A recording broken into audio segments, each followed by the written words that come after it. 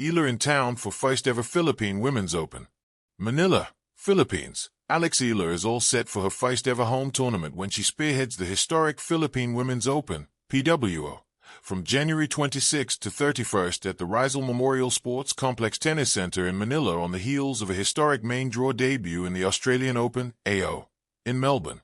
No less than the Filipina Vindicant confirmed her participation right after landing at the Ninoy Aquino International Airport Terminal 3 on Thursday with a grand welcome from the Philippine Sports Commission and the Philippine Tennis Association. Yes, I will be playing next week. I'm looking forward to it and I hope people can show up and support the Pinas. Beamed Eala on the WTA 125 level tourney as the country becomes a part of the women's pro tennis circuit at last. It's a huge milestone in Philippine tennis, and I think it's a big deal for all of us Filipina tennis players. Eala, as early as the hosting announcement last year, was listed as a wildcard entry in the 32-player main draw, but her availability in the PWO had been up in the air since then owing to her AO campaign. For a far bigger achievement not only for her but also for Philippine tennis, Eala could have not been available in the PWO with a deep AO run at least by the third round, but she unfortunately absorbed an early boot. At number 49 in the Women's Tennis Association, WTA, as the first Filipina ever to enter the world's top 50, Eala bowed to number 99 Alicia Parks of the United States, 6-0, 3-6, 2-6, in the singles first round. It's the same fate in the doubles for Eala with Brazilian partner Ingrid Martins, WTA doubles number 80, exiting with a 6-7, 3-7, 6-2, 3-6 defeat to Japan's Shuko Aoyama, WTA doubles number 52, and Poland's Magdalenette, WTA singles number 50 and doubles number 140, in the opener. Eala, according to the live WTA ranking, is at number 44 for a potential new career best despite the early AO exit barring any major shakeup for the players in front and behind her, leading to the PWO. Now at home as one of the top-ranked players, hopes are high for Eala especially with a bigger Filipino crowd, who has been supportive of her WTA tour stops anywhere in the world. Tickets, in fact, have already been sold out until the final day as per the organizers. The PWO, where she's joined by compatriots Steffi Aludo and Tenny Mides, will serve as Eala's fourth tournament this season after the ASB Classic in Auckland, New Zealand, the Kooyong Classic in Melbourne and the AO. She reached the Final Four in Auckland, her third WTA semis appearance ever, and was given the Yvonne Goolagong-Collie Trophy in Kooyong as the 2026 exhibition champion following a 6-3, 6-4 mastery of Paris Olympic silver medalist and 2024 Wimbledon semifinalist Donna Vekic of Croatia. At stake in Manila for Eala, winner of 2 girls' doubles Grand Slams as a former world junior number 2, including the 2020 AO with Indonesian pal Priska Madeline Nugroho, is her second WTA title after a breakthrough championship in the Guadalajara Open in Mexico last year, which served as one of her springboards to a historic top 50 world ranking. But that would be easier said than done, especially with a stacked cast ready to neutralize her home court edge led by the top 2 seeds in world number 42 Tatiana Maria of Germany and number 46 Wang Xinyu of China along with number 59 Janice Chen of Indonesia, number 63 Solana Sierra of Argentina, number 72 Vekic of Croatia, number 76 Kimberly Birrell of Australia, and number 84 Camila Osorio of Colombia among the few.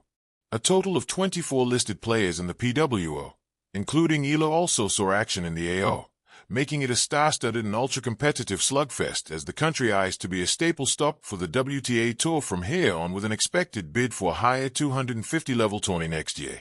After the PWO, Eala will head back overseas for the rest of the WTA Tour starting with a qualifying round ticket in the Mubadala Abu Dhabi Open from February 1st to 7th in the United Arab Emirates.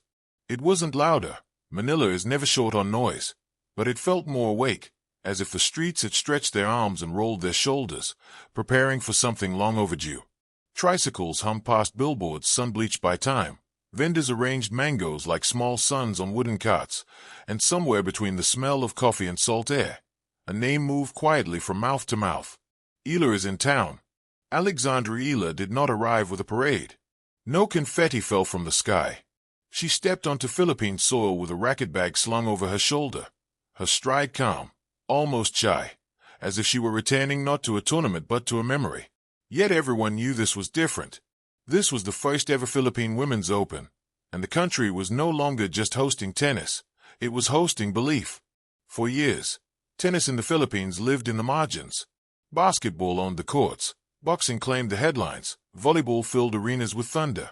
Tennis survived in gated clubs and early morning practices, in cracked courts where dreams bounced unevenly. And yet, in those spaces, children learned how to follow a yellow ball with their eyes and imagine a future that curved sharply cross-court. Eala was one of those children. Now she was back, not as a promise, but as proof. The venue stood gleaming under the tropical sun, freshly painted lines sharp against the blue hard court. Flags fluttered like nervous fans, and the net, humble, patient, waited. For the first time, the Philippine Women's Open would echo with international footsteps, with accents and playing styles from far beyond the archipelago. But the crowd's eyes kept drifting toward one player, the hometown daughter who carried more than her own ambition onto the court. Eala warmed up quietly, the rhythmic thud of ball against string steady and reassuring.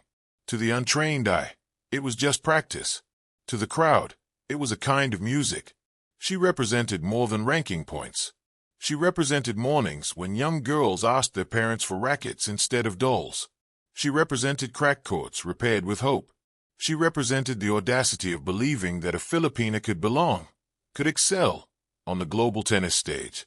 When her name was announced, the applause rose instinctively, not explosive but deep, like a collective exhale. Some fans waved small flags.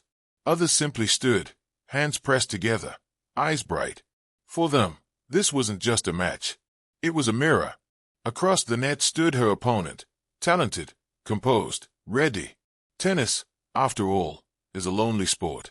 No matter how loud the crowd, it always comes down to two players and a ball that does not care about history. The first serve cracked through the air, clean and unapologetic. Eala moved with purpose. Her footwork traced years of discipline, her strokes shaped by coaches from distant academies and by the quiet stubbornness of homegrown dreams. Each rally felt like a conversation between past and future, the Philippines as it was, and the Philippines as it might be. She lost points. She won others. Sweat darkened her visor. This was not a fairy tale where every shot kissed the line. It was real, and that,